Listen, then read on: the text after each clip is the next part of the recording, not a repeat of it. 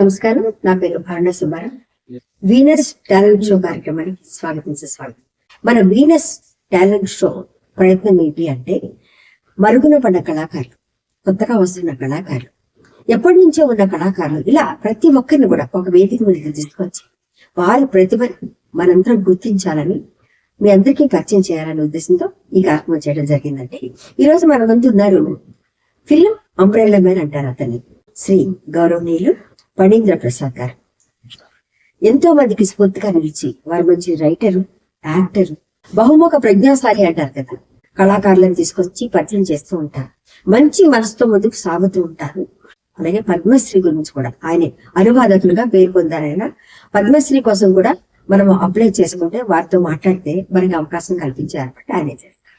మరి ఈ రోజు మన ముందున్నారు కదా, ఆయనతో మాట్లాడి మరిన్ని విషయాలు తెలుసుకుందాం. ఇంగ్లీష్ లెక్చర్ గా పనిచేసేవాడు చాలా కాలం, 3 దశాబ్దాల పాటు ఫ్యాకల్టీ ఆఫ్ ఇంగ్లీష్ గా పనిచేశాను. ఇక దిల్సుకున్నప్పుడు అరుణోదయ డిగ్రీ కాలేజీలో లెక్చర్ చేస్తున్నాను. అలా చేస్తున్న కాలంలో నాకు ఈ సినిమా కంపెనీలకు సంబంధించిన కొంతమంది వ్యక్తులు వాళ్ళకి కొన్ని అనువాదాలు చేయడానికి ఇచ్చారు. కొంతమంది యాక్చువల్ వేరే లాంగ్వేజ్ వాళ్ళు వస్తారు కదా, వాళ్ళని కాస్త అండర్స్టాండ్ కావడానికి ట్రాన్స్లేట్ చేసేసి తెలుగు సుత్తి ఇంగ్లీష్ ట్రాన్స్లేట్ ఇచ్చేవాళ్ళు. అలా ఇచ్చి అగ్రిమెంట్లు ఉండేవి వాళ్ళకి, కో పార్ట్నర్, కో డైరెక్టర్లు, కో పార్ట్నర్స్ అగ్రిమెంట్స్, హీరో అగ్రిమెంట్స్ ఉంటాయి కదా, వాటిని కూడా రాసి చెప్పేవాడు. ఈ సంతకాలు పెట్టి ఆ కార్యక్రమాలు చూస్తూ ఉండేవాడు మిగతా టైంలో. అలా చేస్తున్న సమయంలో నాకు ఒక అనువాద కార్యక్రమం వచ్చింది. ఏంటంటే అది మనసులో ఉండడం ఒక సినిమా. వారు తీసిన సినిమాని వారు ఫిలిం ఫెస్టివల్ కి పంపిస్తానికి అనువాదకులు కావాలి, బాగా ఫిలిం ఫెస్టివల్ కి వారికి పంపిస్తున్న అనువాదకులు కావాలంటే ఎవరు చెప్తే నా పేరు నాకు ఫోన్ చేశారు. నేను భీమవరం వెళ్ళి అక్కడ అనువాదం చేసి పంపించేశాను. అది నాకు వచ్చే సినిమాలకి సర్గా సప్తేజ్ రాయటం, అందులో షార్ట్ ఫిల్మ్స్ కూడా రాయటం, వీటిని పోటీలు పంపించడం చేస్తూ ఉన్నాను.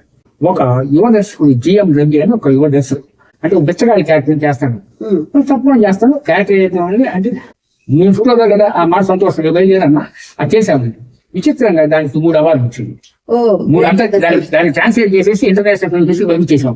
పంపిస్తే దానికి Visakha film festival, Tirupati film festival, అట్లాగే బ్యాంకాక్ ఫిల్మ్ ఫెస్టివల్ 3 అవార్డులు వచ్చేసి 3 అవార్డులు రావడంతో అది టీవీలో కూడా బాగా ఫోకస్ అయింది. అది ఎక్కడ దాకా వెళ్ళిందంటే ఆ ఇన్ఫర్మేషన్ సితారా ఎంటర్టైన్మెంట్స్, సూర్యదేవర నాగవంశీ గారి కార్యాలయంలో కృష్ణ చైతన్య గారి డైరెక్షన్ లో గ్యాంగ్స్ ఆఫ్ గోదావరి అనే ఒక సినిమా నిర్మాణం చేస్తారు. అందులో బిచ్చగాడి క్యారెక్టర్ కోసం వాళ్ళు అన్వేషిస్తారు. వాళ్ళు ఈ షార్ట్ ఫిల్మ్ చూశారు. ఇట్లా సేమ్ క్యారెక్టర్ మనకి ఇక్కడ gangs of Godavari cinema Krishna Chaitanya గారి డైరెక్షన్, విశ్వక్సేన్ గారు కథానాయకుడు, మీకు ఆ క్యారెక్టర్ మంచి సంతోషపడిన ఆ క్యారెక్టర్. ఆ క్యారెక్టర్ చేయడం ద్వారా మొత్తం మీద నాకు ఆ తర్వాత 25 క్యారెక్టర్ వచ్చింది. 25 సినిమాలు యాక్ట్ చేశాను. క్యారెక్టర్ అంటే ఒక దాంట్లో వీరప్రతాప 1940 అని ఒక చిత్రం, అందులో ఒక గ్రామీణ నాటు వైద్యులు క్యారెక్టర్ ఇచ్చారు. కట్టసమైన సినిమాలు ఒక భయంకరమైన తాగుబోతు క్యారెక్టర్ ఇచ్చారు. దుమారం అని ఒక సినిమా అండి.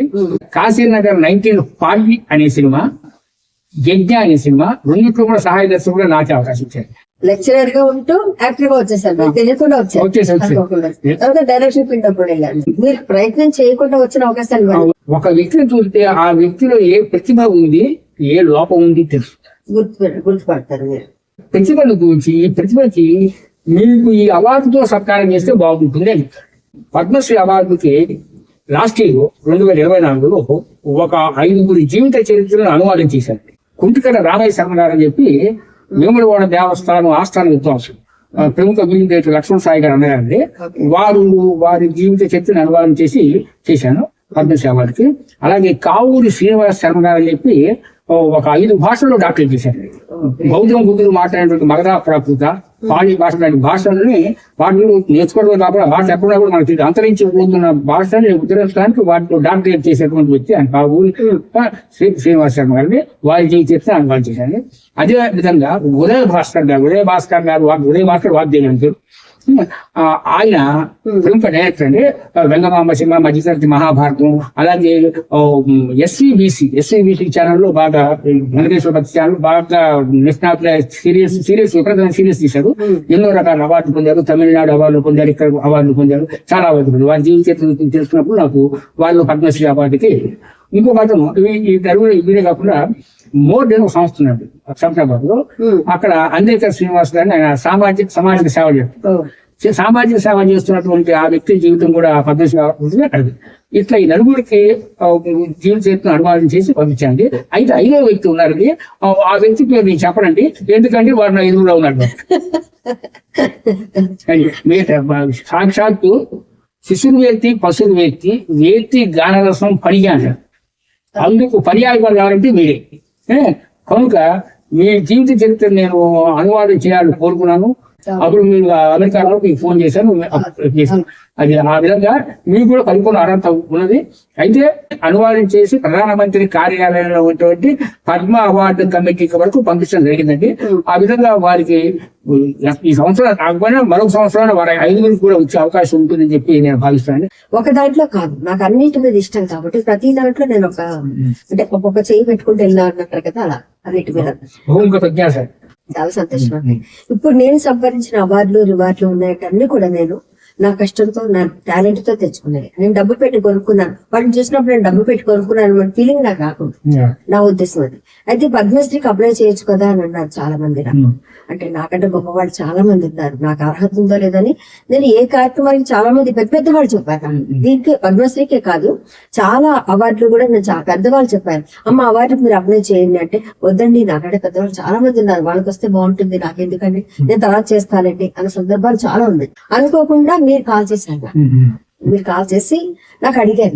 నేను అందుకు మీ జీవిత చదవకుండా నేను ఫోన్ చేయాలి, అన్ని తెలుసుకొని ఎన్టీ రామారావు గారు ప్రమాణ స్వీకారం చేసినప్పుడు చేతులు ప్రార్థనా గీతాన్ని ఆలపించి అదృష్టశాలి. ఎందుకంటే ఆ మహానుభావుని చూడటం కోసం మేము చెట్లు ఎక్కి గోడలు ఎక్కి ఆయన చైతన్య మీద వెళ్తున్నప్పుడు ఏదో సంఘాలు కూడా చూసాం, దక్షిణ భాగం మహాభాగ్యం మాకు అంటే అటువంటి మీరు అంత సన్నిహితంగా చిన్న వయసులో మీరు చేయాలని మీకు తర్వాత మీరు సాయం చేశారు.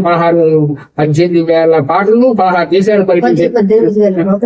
కాకపోతే చాలా మంది మా కుటుంబ సభ్యులు కానీ కొంతమంది కానీ ఫోన్ చేసి మీకు పద్మశ్రీ వస్తే బాగుండేదండి అని అన్నవాళ్ళు చాలా మంది ఉన్నారు. పద్మశ్రీ ఎందుకు రాలేదంటే నేను దానికి సమాధానం నేను చెప్పలేను, కానీ ఒక చిన్న విషయం మాత్రం చెప్తాను. ఎందుకంటారా, చాలా మంది పెట్టారు మన తెలంగాణ రాష్ట్రం ఏంటంటే కళల కాణాచి, మహా గొప్పవాళ్ళు చాలా మంది కళాకారులు ఉన్నారు. కానీ పోయిన సంవత్సరం తెలంగాణ రాష్ట్రంలో ఎవరికి రాలేదు, అందులో నాకు కూడా రాలేదు. ఆయనకు ఒకరికి వచ్చింది. అయితే ఆయన కళాకారుడు కాదు.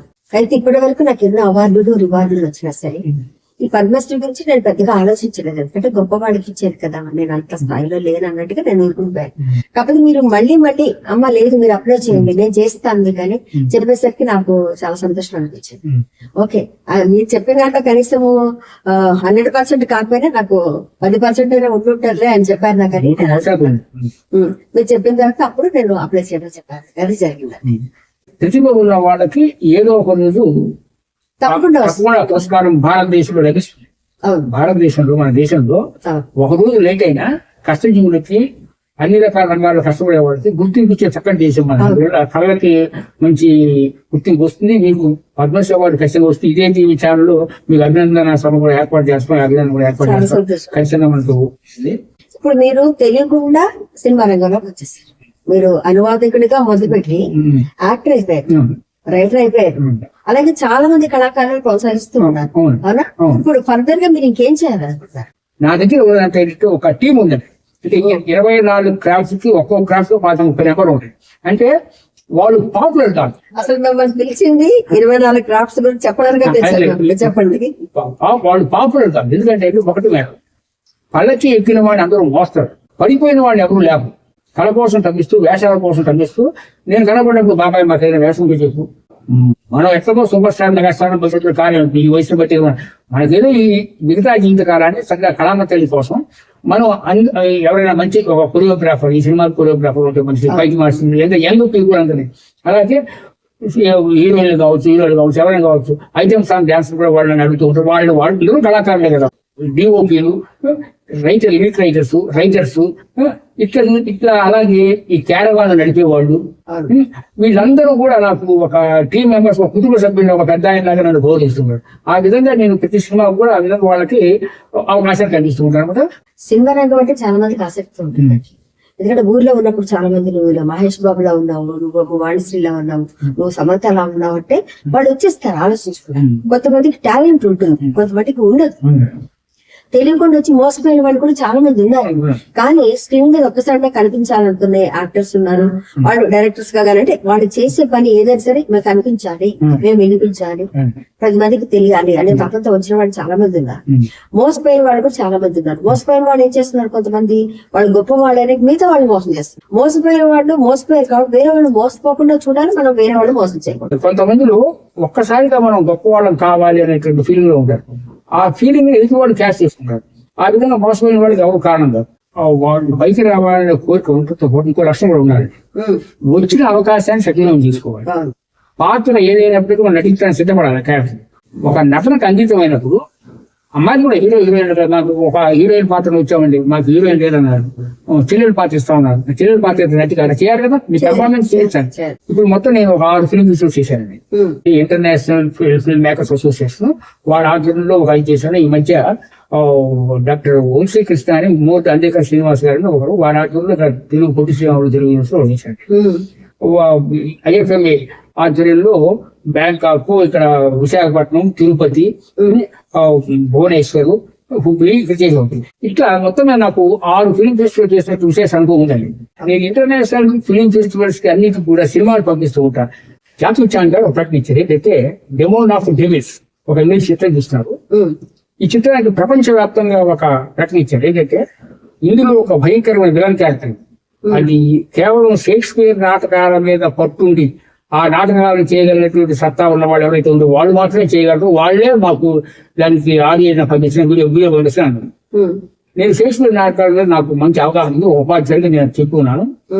నేను జూలియస్ సీజర్ నాటకంలోని మార్క్ యాంటోనీ క్యారెక్టర్ చేసేసి వీడియోని జాకీ చాన్ గారికి పంపించాను. జాకీ చాన్ గారికి పంపించి వారికి చెప్పాను, ఇట్లా భారతీయులండి సోన్సో నాటకం అని చెప్పి మీరు అవకాశం ఇవ్వాలని కోరుతున్నాను.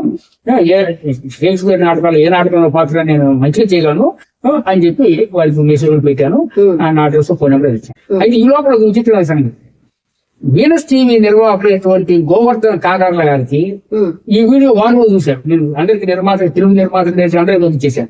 మీరు గోవర్ధన్ కాకర్ల గారు చూసి మేము ఒక ఇంగ్లీష్ సినిమాలో మీకు అవకాశం ఇస్తానని మీరు సిద్ధంగా ఉండండి అని చెప్పి వారు మెసేజ్ ఇచ్చారు. ఈ నాకు చాలా సంతోషంగా ఉంది. ఈ సందర్భంగా వీనస్ టీవీ వారికి నేను హృదయపూర్వక ధన్యవాదాలు చెప్పుకున్నాను. ముఖ్యంగా గోవర్ధన్ కాకర్ల గారికి ధన్యవాదాలు చెప్పుకున్నాను. మట్టిలో మాణిక్యం కొంతమంది కొత్తగా నేర్చుకుంటూ వస్తారు కూడా అలాగే ఉండిపోతారు, వాళ్ళని బయటకు తీసుకురావడానికి. ఇంకోటి వెనకబడిన కళాకారులు లేదా మరుగున పడిన కళాకారులు. వెనకబడిన అంటే వెనకబడిపోవడం కాదు, ముందుకు రాకుండా ఒక పక్కన ఆగిపోయేది వాళ్ళు. ఒక రకమైన బిడియంతో కావచ్చు, మనం వెళ్తే బాగుంటుందా బాగోదేమో వీళ్ళు ఏమని అనుకుంటారు అనుకుని ఆగిపోయిన వాళ్ళు కొంతమంది ఉంటారు. అవకాశాలు రాక నిరాశ చెంది ఆగిపోయిన వాళ్ళు కొంతమంది ఉంటారు. మీరు అసలు యాక్చువల్ గా చూస్తే మీరు మిడిల్ వయసులో మీరు మామూలుగా దీనికోసం ప్రయత్నించకుండా మీకు అవకాశం వస్తే అవకాశాన్ని అందించుకోవాలి, ముందుకు వెళ్తుంది. మీలాంటి వాళ్ళు మరికొంతమంది వస్తున్నారు, అది మీ గొప్పతనం. అలాంటి వాళ్ళని బయటకు తీసుకురావడానికి మేము ఈ కార్యక్రమం చేయడం జరిగింది. ఈ వీనస్ టీవీని మీరు అందరూ కూడా సౌకర్యంతో స్వీకరించి వీక్షించి సబ్స్క్రైబ్ చేసి, అలాగే మీ అందరూ కూడా మీ అందరూ మీరుగా వచ్చి ఇక్కడ ఇంటర్వ్యూలో పాల్గొని మీ ప్రతిభను సినీ రంగానికి తెలియజేసుకోవాలని చెప్పి కోరుతూ ఈ అవకాశం ఇచ్చినటువంటి సాక్షాత్తు గాన సరస్వతి అయినటువంటి శ్రీమతి అరుణా సుబ్బారావు గారికి మరి వీనస్ టీవీ బృందానికి అందరికీ కూడా నేను హృదయపూర్వక ధన్యవాదాలు తెలియజేస్తున్నాను. భవదీయులు Phanindra Prasad, the film umbrella man, 9701918471. చాలా సంతోషం అండి. ఇలాంటి చాలా మంది కళాకారులు ఉన్నారు, వాళ్ళందరినీ కూడా పరిచయం చేస్తూ ఇలా ముందుకు సాగుతాం. తప్పకుండా మీరందరూ మా ఛానల్ ని వీనస్ టాలెంట్ షో ఈ ఛానల్ ని తప్పకుండా మీరందరూ కూడా సబ్స్క్రైబ్ చేసుకోండి, లైక్ చేయండి, మీకు నచ్చితే కామెంట్ కూడా పెట్టి అందరికీ షేర్ చేయండి. Thank you so much. నమస్కారం, మీ order. Friends, Romans, countrymen, lend me your ears.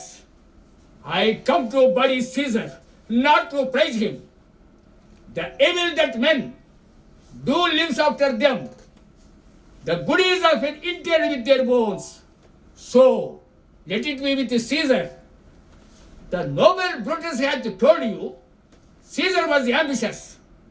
If it was so, it was a grievous fault, and grievously hath Caesar answered it.